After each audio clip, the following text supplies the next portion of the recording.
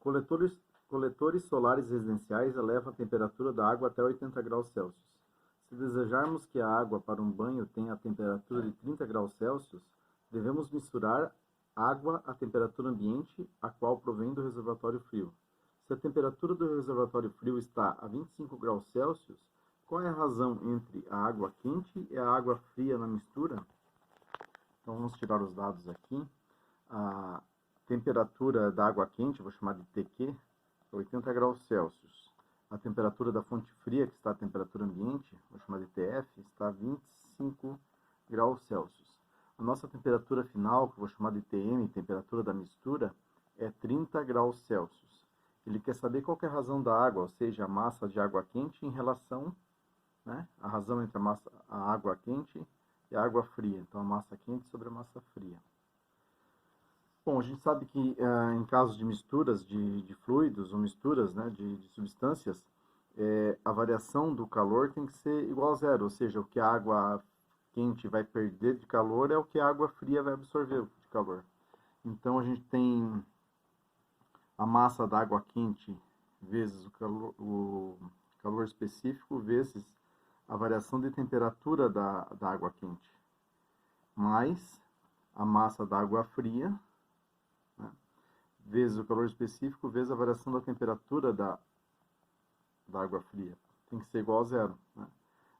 Esse aqui vai absorver calor e esse vai perder calor. Isso vai ficar claro aqui nos delta T. Ó. Primeiro que isso aqui é uma equação que está igual a zero, então a gente pode dividir tudo por C, ou seja, simplificar essa equação. Aqui eu vou reescrever o delta TQ ali, no caso. Delta T é a temperatura final menos inicial, então seria a temperatura da mistura menos a temperatura quente, mais a massa fria. Aqui nós vamos ter a temperatura final, que é a temperatura da mistura, menos a temperatura fria, igual a zero.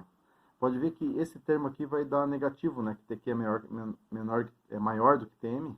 Esse aqui dá negativo, que é o calor que ele vai perder, e esse dá positivo, que é o calor que ele vai receber. Isso tem que ser igual a zero, que uma passa calor para o outro, no caso a água quente passa calor para a água fria.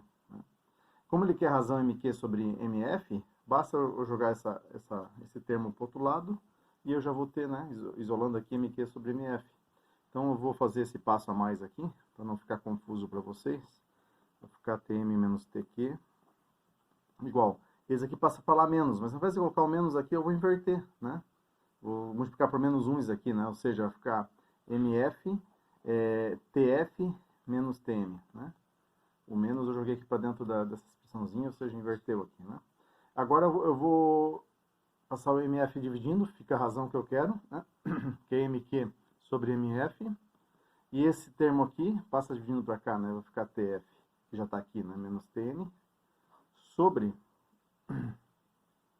TM menos TQ, As temperaturas aqui, como eu tenho temperatura sobre temperatura, se eu calcular em graus Celsius ou em Kelvin, somando 273 em cada um deles, é da mesma coisa, Vocês podem tentar fazer isso e vocês vão ver que vai dar a mesma coisa. Então aqui vai ficar 25 menos 30 dividido por 30 menos 80.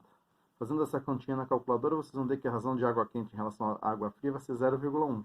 O que isso daqui significa? Que eu preciso ter 10% de água quente. Por exemplo, esse aqui é a resposta, 0,1. Eu vou reescrever isso aqui, ó. A massa quente tem que ser 0,1, o MF passa para a massa fria. Então eu tenho que ter, a massa quente tem que ser 10% da massa de água fria. Ou seja, por exemplo, se eu tenho 1 litro de água fria, eu tenho que ter 100 ml, que é 10%. Eu falei 1 não é 10, 0,1 é 10%. Então se eu tenho 1 litro de água fria, eu tenho que ter 100 ml de água quente. Para essa mistura de 80 e 25 sair 30.